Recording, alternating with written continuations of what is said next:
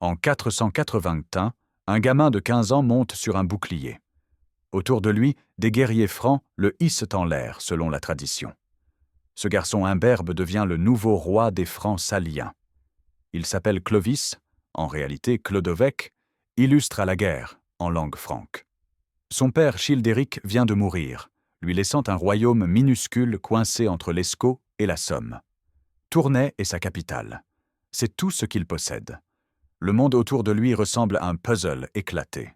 L'Empire romain d'Occident s'est effondré 5 ans plus tôt, en 476. La Gaule est morcelée entre plusieurs peuples germaniques.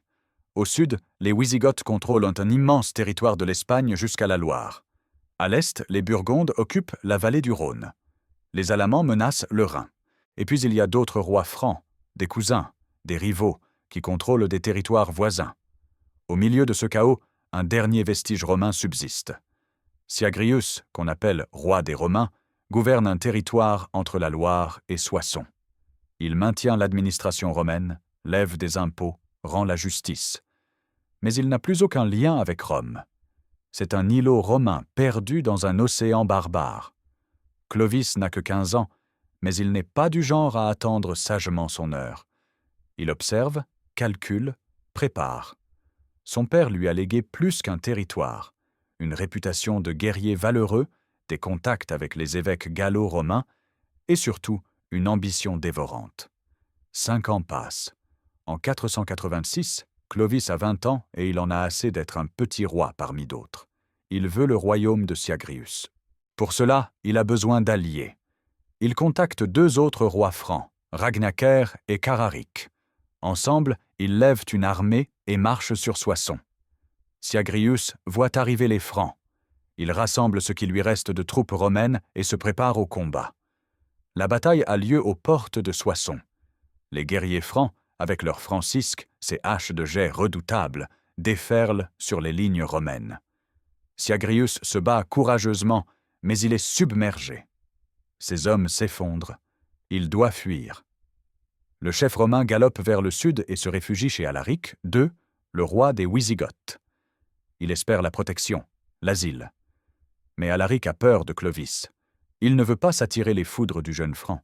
Alors il fait ce que font les lâches. Il livre Syagrius à son ennemi. Clovis l'égorge. Le dernier vestige de Rome, en Gaule du Nord, vient de disparaître. Clovis est maintenant maître de Soissons et de tout le territoire jusqu'à la Loire. Il a 20 ans et il vient de doubler la taille de son royaume. Mais surtout, il a compris quelque chose d'important. Pour régner sur les Gallo-Romains, il ne peut pas se contenter d'être un chef de guerre barbare. Il doit gagner le soutien de l'Église. Après la victoire, ces guerriers pillent les églises. C'est la tradition. Le butin doit être partagé équitablement entre tous, même le roi ne peut pas choisir en premier. Mais l'évêque de Reims, Rémy, envoie un messager à Clovis. Il demande qu'on lui rende un vase sacré, un magnifique objet liturgique pris dans une église. Clovis accepte. Lors du partage du butin, il désigne le vase et déclare qu'il le veut hors part, qu'il le retirera avant la distribution. Un guerrier s'avance alors. Il lève sa hache et fracasse le vase en disant « Tu n'auras rien d'autre que ce que le sort te donnera. » Clovis ne dit rien. Il ramasse les morceaux et les rend à l'évêque. Mais il n'oublie pas. 1 an passe. Lors d'une revue des troupes, Clovis s'arrête devant ce guerrier. Il inspecte ses armes, trouve des défauts, jette sa hache par terre. Quand le soldat se baisse pour la ramasser, Clovis lève sa propre hache et lui fend le crâne en criant « Voilà ce que tu as fait au vase de Soissons !» Le message est clair. Clovis n'est plus un roi ordinaire qu'on peut défier impunément. Il est en train de construire un pouvoir royal fort au-dessus des coutumes tribales. Et il montre aux évêques qu'il respecte l'Église et ses biens. En 493, Clovis a besoin d'une épouse de haut rang. Il entend parler d'une princesse burgonde nommée Clotilde. Elle vit à Genève chez son oncle Godegisel, mais elle est sous la tutelle de son autre oncle, Gondebaud, le roi des Burgondes. Son histoire est tragique. Gondebaud a assassiné son père Chilpéric et toute sa famille pour s'emparer du pouvoir. Seules Clotilde et sa sœur ont survécu. Clovis envoie un émissaire déguisé en mendiant. Selon la légende, l'homme approche Clotilde à la sortie de la messe et lui transmet le message. « Mon maître, le roi Clovis, te veut pour t'épouser. » Il lui donne l'anneau sigillaire du roi. Clotilde accepte. C'est sa seule chance d'échapper à son oncle meurtrier. Mais elle pose des conditions. Elle est catholique, fervente dans sa foi. Clovis est païen. Il vénère les dieux germaniques. Clotilde exige que leurs enfants soient baptisés et que Clovis renonce à la polygamie. Le roi franc accepte. Il a déjà une première épouse dont on ne connaît pas le nom, qui lui a donné un fils, Thierry. Mais pour Clotilde, il promet la fidélité. Gondebaud finit par céder et autorise le mariage. En 493, Clotilde quitte la Burgondie et rejoint Clovis à Soissons. Elle a 18 ans, elle a survécu au massacre de sa famille, et elle arrive avec une mission, convertir son mari au christianisme. La jeune reine va s'y employer avec patience et détermination. Elle fait baptiser leurs enfants. Le premier, Ingomer, meurt juste après le baptême. Clovis est furieux. Il reproche à Clotilde sa foi impuissante. Si l'enfant avait été consacré à mes dieux, il vivrait encore. Mais Clotilde ne se décourage pas. Leur deuxième fils, Clodomir, tombe malade après son baptême. Il se rétablit. Puis viennent Childebert et Clotaire, tous deux baptisés et en bonne santé. Clotilde ne cesse de parler du Christ à son mari. Elle l'encourage, le presse, le supplie. Mais Clovis résiste. Il a peur de perdre le soutien de ses guerriers païens. Et puis, il ne croit pas vraiment au Dieu des chrétiens. 15 ans après son accession au trône, en 496, Clovis reçoit un appel à l'aide. Sigebert le Boiteux, roi des Francs ripuaires qui règnent sur Cologne, est attaqué par les Alamans. Ces tribus germaniques venues de l'Est lancent une invasion massive. Sigebert défend la place forte de Tolbiac, mais ses troupes sont écrasées. Il supplie Clovis de venir à son secours. Clovis lève son armée et marche vers l'Est. Il veut prendre les Alamans à revers, mais il arrive trop tard. Sigebert a déjà capitulé. Les Alamans, victorieux et confiants, se retournent contre les Francs saliens de Clovis. Le choc se produit près de Tolbiac, l'actuel Zülpich, en Allemagne.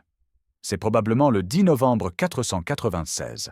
La bataille commence mal pour Clovis. Les Alamans sont nombreux, bien armés, galvanisés par leur récente victoire. Les Francs reculent.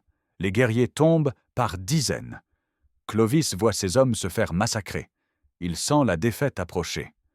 Dans le fracas des armes, entouré de mourants, le roi païen lève les yeux au ciel. Il se souvient des paroles de Clotilde. Il pense au Dieu qu'elle invoque sans cesse, et soudain, désespéré, il crie une prière. Les chroniqueurs rapportent ces mots. « Ô Jésus-Christ, que Clotilde affirme fils du Dieu vivant, toi qui donnes du secours à ceux qui sont en danger et accordes la victoire à ceux qui espèrent en toi, je sollicite la gloire de ton assistance. Si tu m'accordes la victoire sur ses ennemis, je croirai en toi et me ferai baptiser en ton nom. J'ai invoqué mes dieux et ils ne m'ont pas aidé. C'est toi que j'invoque maintenant, pourvu que je sois arraché à mes adversaires. » À peine a-t-il prononcé ces mots qu'un guerrier alaman frappe le roi des Alamans en pleine tête avec sa francisque. Le chef ennemi s'effondre, mort. La panique s'empare des Alamans. Sans leur roi, ils se débandent. Les Francs, galvanisés, contre-attaquent. Les Alamans fuient, laissant des centaines de morts sur le champ de bataille. Clovis a gagné, mais il hésite encore. A-t-il vraiment fait cette promesse? Doit-il l'honorer? Clotilde et l'évêque Rémy le pressent. Ils voient dans cette victoire un miracle, un signe de Dieu. Clovis tergiverse. Il réfléchit. Son baptême changerait tout. Ce n'est pas qu'une affaire personnelle, c'est une décision politique majeure. 2 ans passent. Clovis finit par accepter. La date précise de son baptême fait débat entre historiens. 496, 498, 499, 505 ou même 506. La tradition retient la nuit de Noël, probablement en 497 ou 498. Le lieu est certain, la cathédrale de Reims. Clovis convoque ses guerriers. Il craint leur réaction. Ces hommes rudes vénèrent les anciens dieux germaniques depuis toujours. Mais quand il leur annonce sa décision, il crie « Pieux roi, à ton exemple, nous abjurons nos dieux mortels et nous sommes prêts à suivre le Dieu immortel que prêche Rémy. » La cérémonie est grandiose. L'évêque Rémy a tout préparé. La cathédrale est décorée, les cierges brûlent partout, l'encens embaume. 3000 guerriers vont être baptisés avec leur roi. Clovis descend dans les fonts baptismaux. Rémi prononce les paroles sacramentelles et déclare « Courbe la tête, Sicambre, adore ce que tu as brûlé, brûle ce que tu as adoré. » Clovis émerge de l'eau. Il n'est plus un roi barbare païen. Il est devenu le premier roi catholique d'un grand royaume franc. Cette conversion change tout. Tous les autres rois barbares, les Wisigoths, les Ostrogoths, les Vandales, les Burgondes, sont ariens. L'arianisme est une hérésie qui nie la divinité du Christ. L'Église catholique les déteste. Mais Clovis, lui, embrasse le catholicisme nicéen, la foi de Rome. Les conséquences sont immédiates. Les évêques gallo-romains, qui sont les vrais maîtres spirituels et même temporels de la Gaule, se rallient à Clovis. Les populations catholiques le voient comme un libérateur. Il peut maintenant justifier ses futures conquêtes comme des guerres saintes contre les hérétiques ariens. Alaric II règne sur un immense territoire wisigoth, qui s'étend de l'Espagne jusqu'à la Loire, de l'Atlantique à la Méditerranée. Ses sujets catholiques le détestent parce qu'il est arien. Ils subissent des persécutions. Les évêques gallo-romains supplient Clovis d'intervenir. Clovis prépare soigneusement sa campagne. Il s'allie avec les rois francs Rénan, Sigebert et Clodéric, qu'il a aidés contre les Alamans. Il négocie avec les Burgondes, dont les rois Gondebaud et Sigismond acceptent de le rejoindre. Il contacte même l'empereur byzantin Anastase à Constantinople. L'empereur a ses propres problèmes avec les Ostrogoths de Théodoric le Grand, qui sont les alliés des Wisigoths. Anastase promet à Clovis qu'il occupera Théodoric pour l'empêcher d'aider Alaric. En 507, tout est prêt. Clovis fait d'abord un pèlerinage au tombeau de Saint-Martin à Tours. Il prie, demande la bénédiction divine. Puis il déclare à ses guerriers « Je supporte avec grand chagrin que ces Ariens possèdent une partie des Gaules. Marchons avec l'aide de Dieu et réduisons le pays en notre pouvoir. » L'armée franque franchit la Loire au printemps. Elle se dirige vers Poitiers. Selon la légende, les troupes arrivent devant la Vienne en crue. Impossible de traverser. Clovis prie. Soudain, une biche apparaît et traverse le fleuve, montrant un gué. L'armée passe. Un autre miracle, disent les chroniqueurs. Alaric marche au nord pour arrêter Clovis. Il espère l'aide des Ostrogoths, mais ils ne viennent pas. Anastase les retient en Italie, comme promis. Alaric ne dispose pas de toutes ses troupes non plus. Une partie de son armée se bat en Espagne contre les Byzantins. Malgré ses craintes, il engage le combat. Il n'a pas le choix. La rencontre a lieu dans la plaine de Vouillé, près de Poitiers, probablement en mai 507. L'aube se lève. Les Wisigoths lancent leur cavalerie selon leur tactique habituelle, des charges successives pour briser les lignes ennemies. Mais les Francs opposent un mur de francisques. Les haches volent, les cavaliers tombent. Puis c'est le corps à corps, terrible, sanglant. Clovis est au cœur de la mêlée. Il cherche Alaric. Les chroniqueurs racontent qu'il fond sur le roi Wisigoth et le tue de sa propre main. Alaric s'effondre, tué par Clovis. 2 guerriers Wisigoths se jettent alors sur Clovis et le frappent de leurs lances. Mais sa cuirasse le protège et il s'échappe sur son cheval rapide. La mort d'Alaric brise l'armée Wisigoth. C'est exactement ce qui s'était passé à Tolbiac. Le chef meurt, les troupes paniquent. Les Wisigoths fuient vers le sud, emmenant avec eux Amalaric, le jeune fils d'Alaric. Mais l'infanterie auvergnate, alliée aux Wisigoths et menée par Apollinaire, le fils de l'évêque Sidoine Apollinaire, refuse de se rendre. Ces 10 000 hommes se battent jusqu'au dernier. Ils sont massacrés. En milieu de matinée, la bataille est terminée. Clovis a gagné. La route du Midi lui est ouverte. Il conquiert Toulouse, l'ancienne capitale Wisigoth, puis Bordeaux, Angoulême. Il s'empare de l'Aquitaine, de la Gascogne, du Languedoc, du Limousin. Seule la Septimanie, notre actuel Languedoc-Roussillon, reste aux Wisigoths qui se retirent en Espagne. En 508, les Ostrogoths se réveillent enfin et reprennent la Provence aux Francs après l'échec du siège d'Arles. Mais Clovis ne s'en soucie pas vraiment. Il laisse la Provence aux Burgondes, ses alliés, qui s'épuisent dans des combats stériles. Gondebaud vide son trésor et perd la moitié de son armée. Exactement ce que Clovis espérait. Sur le chemin du retour, Clovis s'arrête à Tours. Des ambassadeurs de l'empereur Anastase l'attendent. Ils lui remettent solennellement les insignes de consul et d'Auguste. C'est une reconnaissance officielle de l'Empire romain d'Orient. Clovis est maintenant un vice-empereur, le souverain légitime en Occident. Il revêt la tunique pourpre et le diadème impérial. Sur le parcours entre la basilique Saint-Martin et la cathédrale, il jette de l'argent au peuple. La foule l'acclame comme un empereur. Il est au sommet de sa gloire. Il règne sur la quasi-totalité de la Gaule. Il est le premier roi barbare catholique, allié de l'Église, et reconnu par Constantinople. Mais Clovis n'en a pas terminé. D'autres rois francs subsistent. Il veut être l'unique souverain de tous les Francs. Il commence par ses anciens alliés. Ragnacaire et Cararic, qui l'avaient aidé contre Syagrius, contrôlent encore des territoires près de Cambrai. Clovis les fait arrêter. Il rase la tête de Cararic, la chevelure longue est le symbole du pouvoir royal chez les Francs. Puis il les exécute tous les deux. Ensuite, il s'attaque aux Francs ripuaires. Sigebert le Boiteux règne toujours sur Cologne. Clovis monte une machination diabolique. Il manipule Clodéric, le fils de Sigebert, et l'incite à tuer son père. Clodéric obéit. Il assassine son propre père. Puis il envoie un message à Clovis. « Mon père est mort. Viens voir le trésor qu'il a laissé. » Des émissaires de Clovis arrivent à Cologne. Clodéric leur montre les richesses. Quand il se penche pour prendre quelque chose dans un coffre, un des hommes de Clovis lève sa hache et lui fend le crâne. Puis Clovis convoque les Francs ripuaires et leur déclare « Hypocrite, j'ai entendu dire que le fils de Sigebert a tué son père et qu'il a lui-même été tué. Je n'y suis pour rien, mais puisque vous n'avez plus de roi, mettez-vous sous ma protection. » Ils acceptent. Clovis devient roi de tous les Francs. Lors d'un banquet, Clovis se plaint devant ses convives. « Malheur à moi qui reste comme un voyageur au milieu d'étrangers et qui n'ai plus de parents pour m'aider si l'adversité m'arrive. » C'est une vérification cynique. Il s'assure qu'il n'a oublié aucun rival potentiel.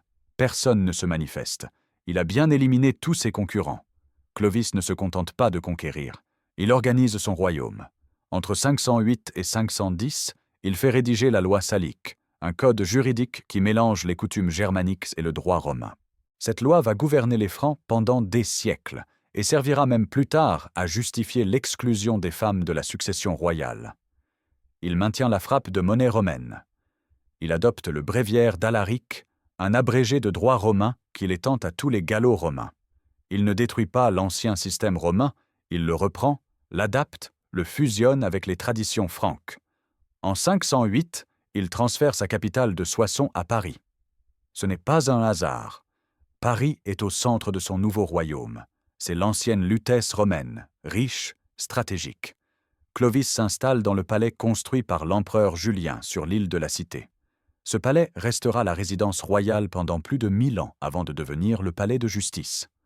Le 10 juillet 511, Clovis convoque un concile des évêques de Gaule à Orléans. 32 évêques répondent à son appel. C'est le premier concile organisé par un roi franc. Il confirme officiellement l'union de l'Église et de l'État sur le modèle du décret impérial de 392. Clovis ne se contente pas d'être un roi guerrier. Il est aussi un roi chrétien qui collabore étroitement avec l'épiscopat. Les évêques deviennent ses conseillers naturels. Ils administrent les cités, rendent la justice, collectent les impôts. Le royaume franc est à la fois barbare et romain, guerrier et chrétien. Clotilde est fière de son mari. Elle l'a converti, elle a vu naître le premier royaume catholique en Occident. Mais elle sait aussi que Clovis reste un homme brutal. Il a tué, trahi, manipulé. Sa conversion n'a pas fait de lui un saint, mais elle a changé l'histoire. Clovis meurt le 27 novembre 511 à Paris. Il a 45 ans. On ne connaît pas la cause exacte de sa mort. Peut-être une maladie, peut-être une fièvre.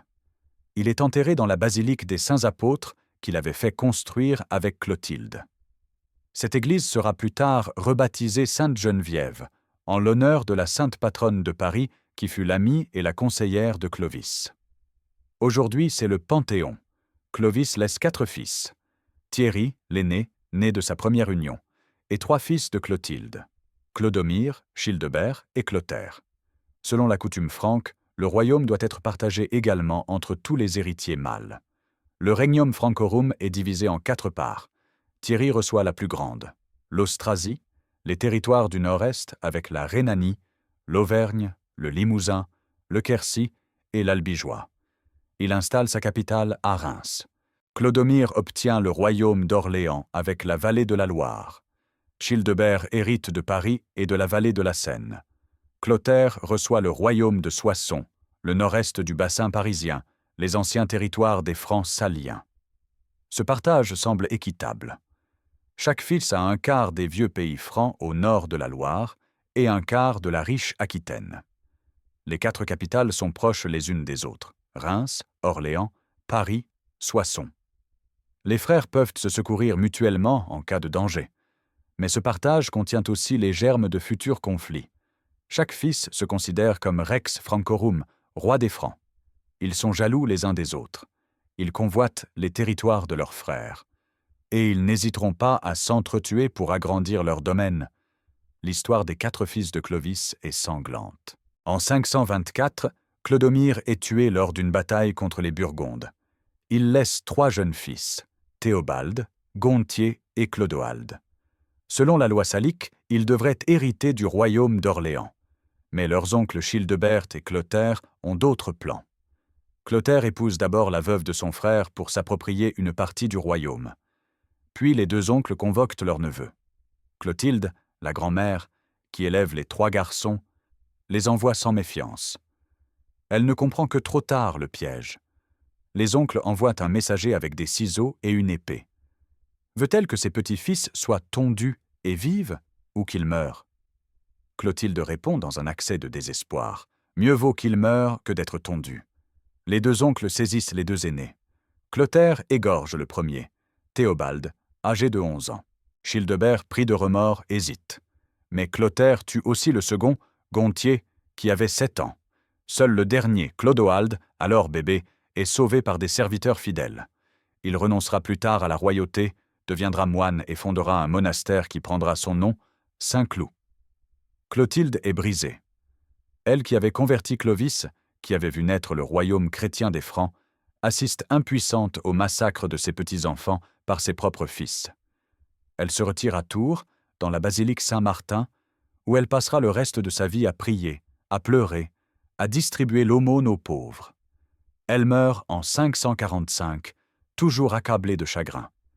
Thierry meurt en 534, laissant son royaume à son fils Tibère. Childebert meurt en 558, sans héritier mâle. Clotaire, le dernier survivant des fils de Clovis, réunit alors tout le royaume. Pendant 3 ans, de 558 à 561, il est l'unique roi des Francs, comme l'avait été son père. Le royaume est à nouveau unifié, à son apogée territorial, toute la Gaule sauf la Septimanie et une partie de l'Allemagne. Mais en 561, Clotaire meurt à son tour. Il a lui aussi 4 fils. Le royaume est à nouveau partagé. La malédiction du partage recommence. Elle durera 2 siècles, jusqu'à la chute des Mérovingiens. Clovis meurt en 511, mais son œuvre lui survit. Il a uni les Francs. Il a conquis la quasi-totalité de la Gaule. Il a créé une alliance durable entre le trône et l'autel, entre le pouvoir politique et l'Église catholique. Cette alliance va structurer la France pendant plus de 1000 ans. Il a fait de Paris une capitale. Il a fusionné les traditions franques et romaines, créant une synthèse unique qui deviendra la civilisation française. Il a imposé le catholicisme face à l'arianisme, changeant l'équilibre religieux de l'Occident.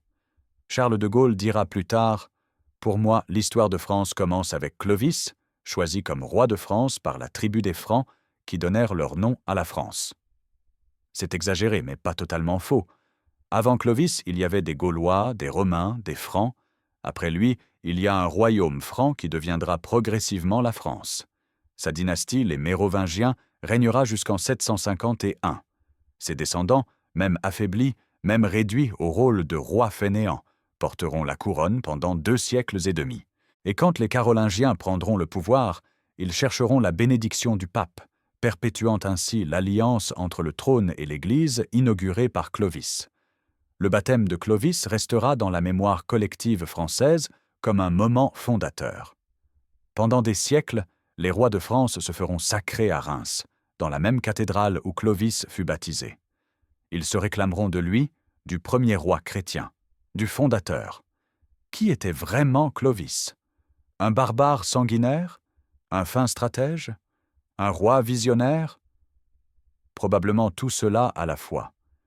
Les chroniqueurs chrétiens, surtout Grégoire de Tours qui écrit son Histoire des Francs au siècle suivant, en font un nouveau Constantin, un roi élu par Dieu. Ils exagèrent, embellissent, inventent des miracles. Mais derrière la légende se dessine un homme complexe. Clovis était intelligent, capable d'analyser froidement les rapports de force. Il savait quand se battre et quand négocier.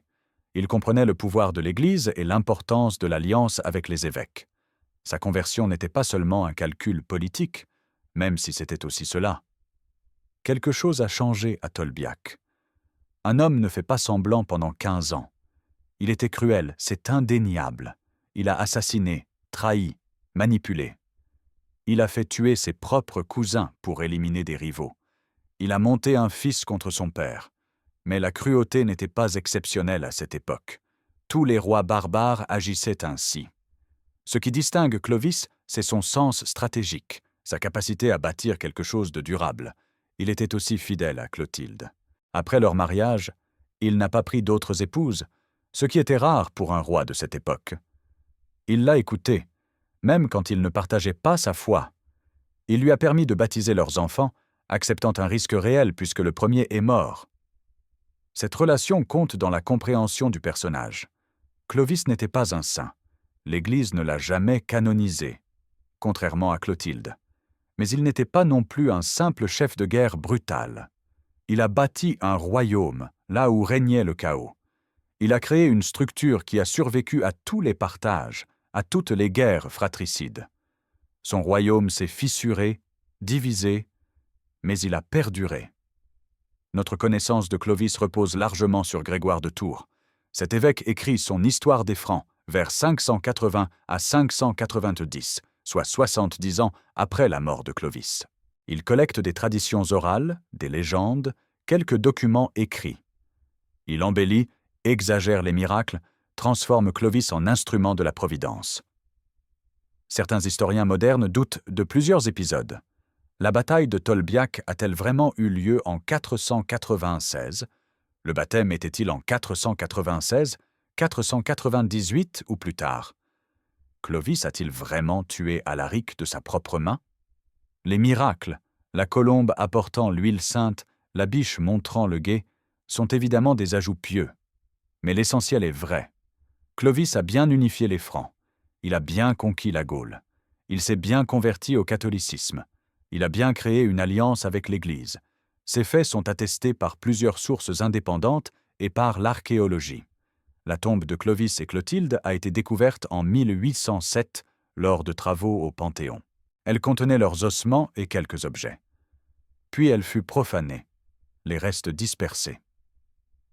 Aujourd'hui, on ne sait plus où reposent les fondateurs du royaume franc. Le royaume de Clovis n'était pas encore la France. C'était le Regnum Francorum, le royaume des Francs. Ses habitants ne se sentaient pas français. Les Gallo-Romains restaient culturellement romains. Les Francs restaient germaniques. La langue latine dominait au sud, les dialectes francs au nord. Mais quelque chose de nouveau émergeait. La fusion lente des populations, la christianisation progressive, l'adoption mutuelle de coutumes. Les Gallo-Romains apprenaient à vivre sous domination franque. Les Francs adoptaient le latin, le droit romain, les manières romaines. Cette synthèse prendra des siècles. Charlemagne achèvera l'œuvre de Clovis en créant un immense empire chrétien. Puis, cet empire se fragmentera. Du royaume de Francie occidentale naîtra progressivement la France. Les Capétiens se réclameront de Clovis et de Charlemagne. Ils porteront les fleurs de lys, symbole que la légende attribue déjà à Clovis. En 987, Hugues Capet est élu roi. Il fonde une nouvelle dynastie qui durera jusqu'à la Révolution. Mais il ne renie pas Clovis. Au contraire, il se présente comme son héritier légitime. Reims reste le lieu du sacre. L'alliance avec l'Église continue. Le modèle créé par Clovis perdure. Après la mort de Clovis, Clotilde vit encore 34 ans. Elle assiste à l'apogée de ses fils, puis à leur déchéance morale. Elle voit l'assassinat de ses petits-enfants. Elle connaît l'amertume de celui qui a tout donné et qui voit son œuvre souillée par le sang. Elle passe ses dernières années à Tours, près du tombeau de Saint-Martin. Elle prie, jeûne, porte le cilice. Elle fonde des monastères, accueille les pauvres. Les chroniqueurs rapportent qu'elle menait une vie ascétique, presque monacale, alors qu'elle aurait pu jouir du pouvoir et des richesses. Quand elle meurt en 545, elle est déjà considérée comme une sainte. Son corps est ramené à Paris et enterré auprès de Clovis dans la basilique des Saints Apôtres. L'Église la canonise rapidement. Sainte Clotilde devient la patronne des épouses, des veuves, des mères endeuillées. Son culte se répand dans toute la France. Elle représente l'autre face de la fondation du royaume franc. Si Clovis a conquis par l'épée, Clotilde a conquis par la foi. Si Clovis a unifié les Francs politiquement, Clotilde les a unifiés spirituellement. Tous deux sont indispensables à la naissance du royaume. La loi salique, rédigée sous Clovis, aura des conséquences inattendues 7 siècles plus tard. En 1316, le roi Louis X meurt en laissant seulement une fille et un fils posthume qui meurt quelques jours après sa naissance. Le frère du roi défunt, Philippe V, écarte la fille et prend le pouvoir. Il justifie cette usurpation en invoquant un article de la loi salique qui exclut les femmes de l'héritage de la terre salique, c'est-à-dire les terres franques. Cette interprétation est abusive.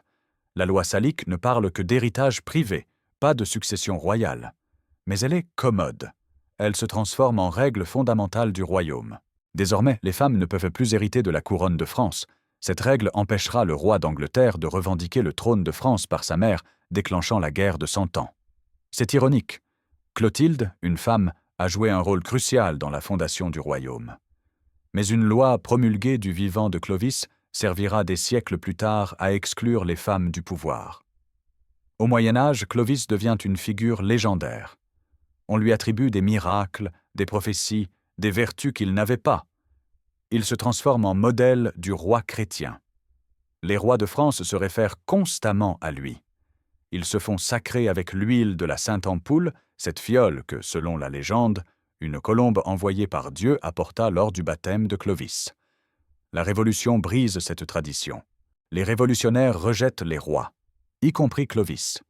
Pour eux, c'est un tyran barbare, le premier d'une longue lignée d'oppresseurs. En 1793, les tombeaux royaux de Saint-Denis sont profanés. Les restes de dizaines de rois sont jetés dans une fosse commune. Seules les tombes de Clovis et Clotilde au Panthéon sont provisoirement épargnées, puis à leur tour vidées en 1807. Au XIXe siècle, les historiens romantiques réhabilitent Clovis. Augustin Thierry, dans ses récits des temps mérovingiens, en fait un héros national. La Troisième République, pourtant anticléricale, reconnaît son importance historique. En 1896, on célèbre avec faste le 14e centenaire du baptême de Clovis, même si la date exacte est incertaine.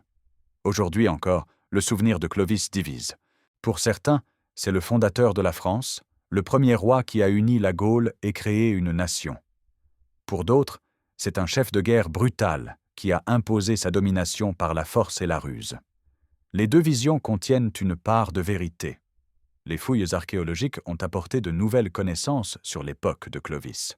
On a découvert des nécropoles franques, des armes, des bijoux, des fibules. Ces objets confirment la fusion progressive des cultures franques et gallo-romaines. Les guerriers francs enterrés avec leurs armes adoptent progressivement des pratiques funéraires romaines. Les gallo-romains commencent à porter des bijoux de style germanique. La numismatique révèle la continuité monétaire. Clovis ne crée pas de nouvelles monnaies.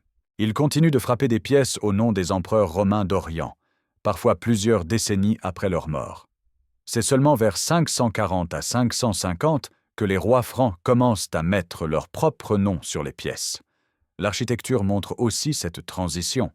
Les premières églises franques imitent les basiliques romaines.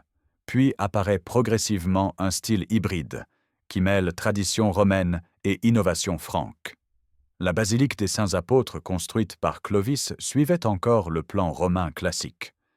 Si Clovis n'avait pas existé, qu'aurait été la Gaule? probablement une mosaïque de petits royaumes barbares en guerre permanente, comme l'Italie ou l'Espagne.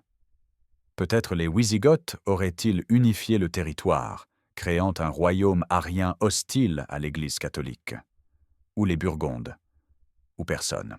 Clovis a apporté l'unité politique et religieuse au bon moment. Il a su saisir l'opportunité historique, la faiblesse de l'Empire romain, la division des royaumes barbares, le soutien de l'Église. Un homme moins intelligent, moins ambitieux, moins chanceux aurait échoué. Mais il ne faut pas tomber dans le culte du grand homme. Clovis n'a pas agi seul. Clotilde l'a converti. Les évêques l'ont soutenu. Ses guerriers ont combattu. Les Gallo-Romains ont accepté sa domination. Toutes ces forces convergentes ont créé le royaume franc. Et ce royaume n'était pas inévitablement la France. Il aurait pu éclater définitivement, se dissoudre, disparaître.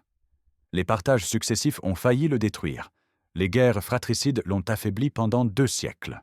C'est seulement avec les Carolingiens, puis les Capétiens, que quelque chose ressemblant à la France moderne commence à émerger. Mais sans Clovis, il n'y aurait pas eu de royaume franc. Sans royaume franc, pas de Charlemagne. Sans Charlemagne, pas de royaume de Francie. Sans Francie, pas de France. Chaque étape était contingente, fragile, réversible. Mais Clovis a posé la première pierre.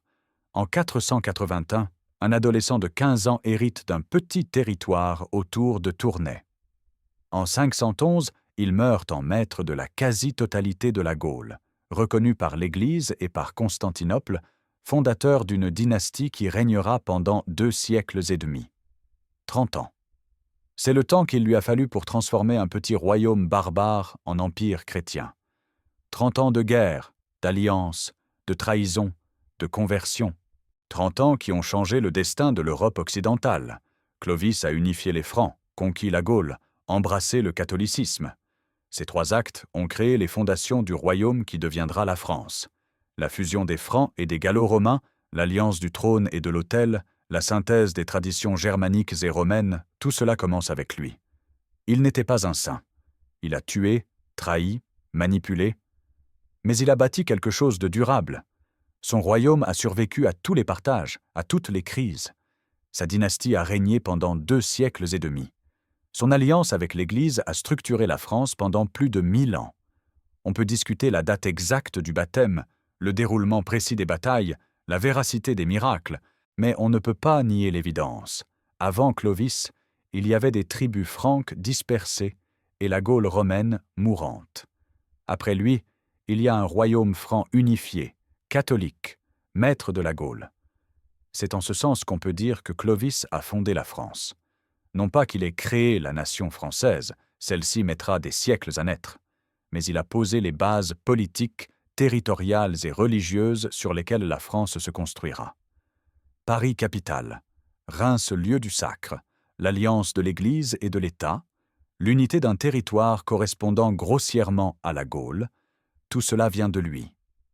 Le 27 novembre 511, quand Clovis meurt à Paris, personne ne sait encore que son œuvre durera 15 siècles. Ses fils vont se déchirer. Son royaume va être divisé, réunifié, redivisé. Mais quelque chose d'essentiel a changé. La Gaule n'existe plus. Le royaume franc existe, et de ce royaume naîtra, lentement, péniblement, la France. Voilà pourquoi, malgré tous ses crimes, malgré toutes ses trahisons, Clovis mérite le titre d'homme qui a fondé la France. Non pas parce qu'il était un héros sans tache, mais parce qu'il a su, au bon moment, unifier un peuple, conquérir un territoire, rallier une église et créer ainsi les conditions nécessaires à la naissance d'une nation.